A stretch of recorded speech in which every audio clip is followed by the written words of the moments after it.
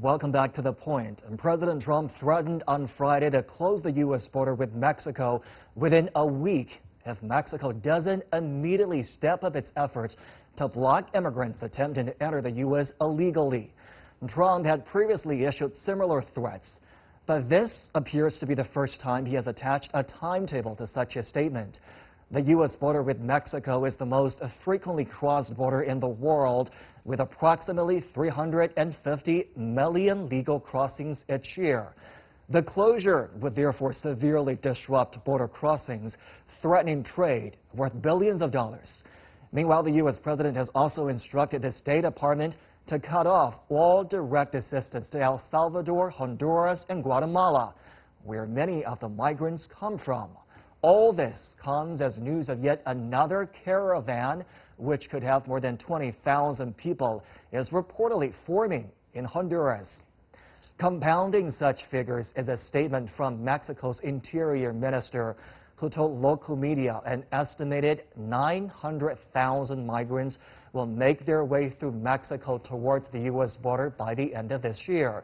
What measures can Trump legally take to deter would-be immigrants from entering the U.S., and just how much of a crisis at the border is there anyway?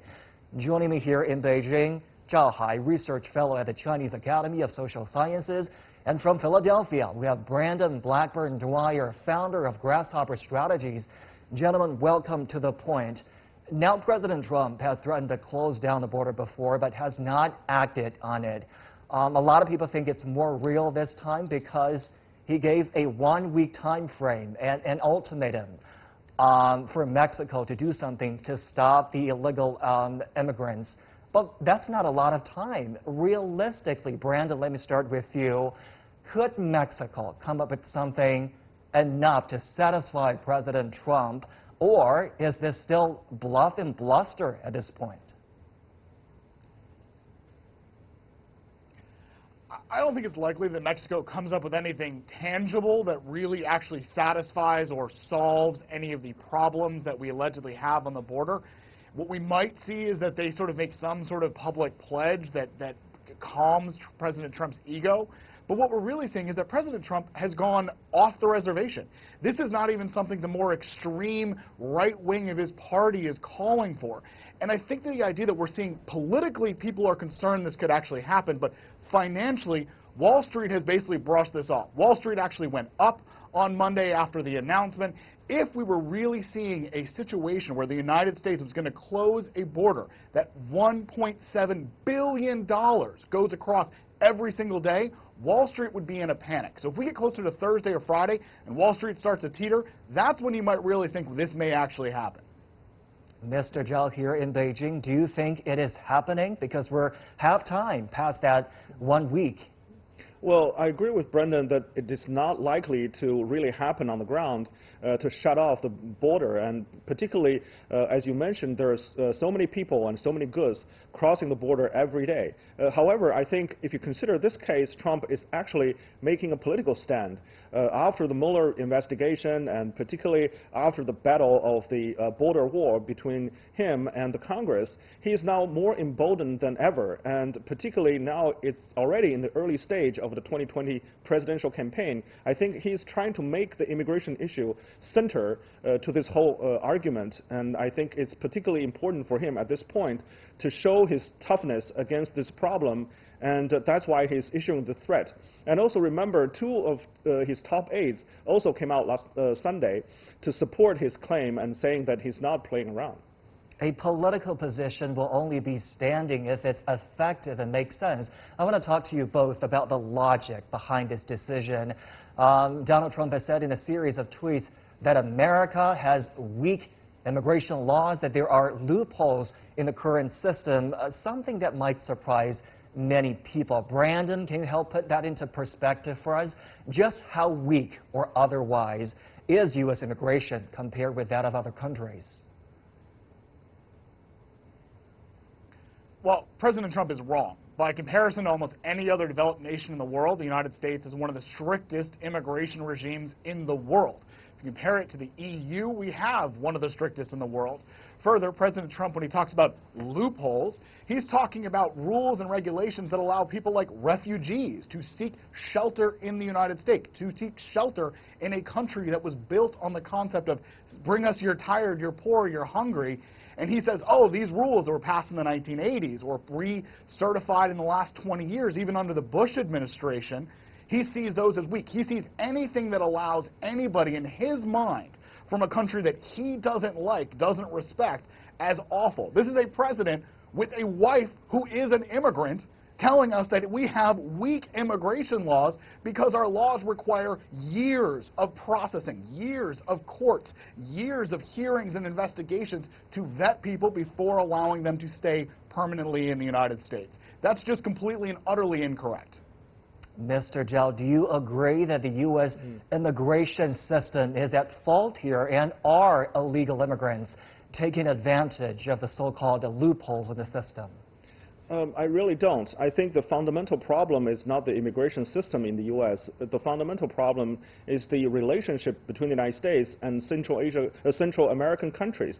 I think we need to put this into long historical perspective, because for the past more than half a century, there's been almost political upsetting unease throughout this region, and they created a problem economically, politically, and also socially. So I think all those miseries prompting people to move northward, try to cross the border into the U.S., that is deeply rooted in the region, and that cannot be solved by just addressing the immigration law. We need to go, I think the U.S. needs to go deeper, and also the Central American states needs to go deeper to address those problems domestically in order to actually stamp trying to prevent people from moving out of the country into the U.S.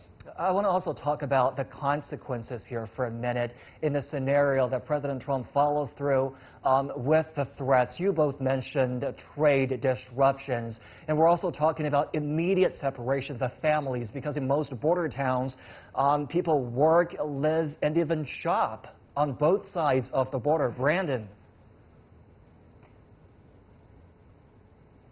Well, let's talk about, some smaller numbers, right? And on Thanksgiving of last year, there was a 5-hour slowdown and shutdown at one border crossing. It was estimated in local sales lost. $5.3 million was lost in local commerce in just 5 hours. And that's at one very small border crossing. If we were to shut down the 47 legal points of entry on the U.S. southern border, we are talking about shutting down billions of dollars. Let's talk about the fact that in the short term, this affects agriculture. The United States gets almost half of its fresh vegetables from Mexico. Vegetables can't wait for a later resolution of a problem. They can't sit on trucks for 6 weeks, like, say, steel or car parts could, to actually just be sent over later. We would see those things rot in place. We would exacerbate a food crisis. We would see immediate increase of prices in U.S. shopping markets that would hit the world's poor and the American poor hardest first. Then we would see companies like GM. GM notably, after 9/11, when the Bush administration slowed down the process of goods across the Mexican border in the wake of 9/11, GM called the president and said, look, if you can't speed this up, we will legitimately go out of business. The supply lines we have for car parts and cars from Mexican manufacturers are essential to our survival. And that was a slowdown that lasted a matter of days and weeks. If we actually see a shutting, we would see American companies teetering, shutting down factories, having to figure out this is not something that should be taken lightly. A grave picture indeed there. And Mr. Zhao, to justify his decision and his desire to close down the border, both Mr. Trump and other senior administration officials have said the tensions of the border are bad, and some of them even said that it's at a breaking point. They're, of course, blaming Mexico for not doing enough to deter the migrants from moving northward. But what really is the root cause here? What has made the situation so bad? Well, first of all, it's beyond Mexico's ability to stop millions of people moving across its country and reaching the border of Mexico and the United States. Again, if you look at the trade, major trade goods between the United States and Central American states are agricultural products like bananas or tobacco, a lot of things, and also labor-intensive products. And those haven't changed for many, many years. because the land is very much concentrated and also the trade is monopolized by American companies. That's why the poverty issue has not resolved or alleviated for many, many years, and that's creating a lot of poverty issues and ultimately contributed to the drug issue we're facing today. So I think overall, if you look at the trade agreement and trade issues in those areas, it's very difficult to solve this problem by just addressing immigration issues. And secondly, if you look at U.S. Mexico trade, I mean, it's repeatedly for the Trump administration, and particularly President Trump himself, to use this blackmail technique to negotiate. For instance, after NAFTA, he's trying to pressure both Mexico and Canada into a new agreement by imposing tariffs on other products. And now the new agreement is trying to go through Congress. However, at this juncture, he's trying to close down the borders and threatening again Mexico using this technique. So I think this is really ultimately political. Brandon, we don't have a lot of time left. One last question to you. If this is about revitalizing his next election campaign, how will this play out? I mean, it works. Anytime he talks about immigration, his base goes absolutely crazy. The only thing that could possibly backfire is if he keeps saying he's going to shut the border, shut the border, shut the border, and he doesn't do it, some of his base might doubt him, but these are people that are so committed to him. As long as he's hard on immigration, whatever the real tangible outcomes of that, they seem to want to support him. And I do want to add one quick note here. My colleague mentioned millions of people moving across Mexico. It's not nearly that much. We're talking at tens of thousands, still a lot of people, but we're talking about a total of a little over 300,000 last year. This is substantially down from the era that it might have been considered a crisis in 2000, where it was 1.5 million people. We are at a much lower amount of people transiting this border illegally. All right, I'm afraid that's all the time we have on this broadcast of The Point.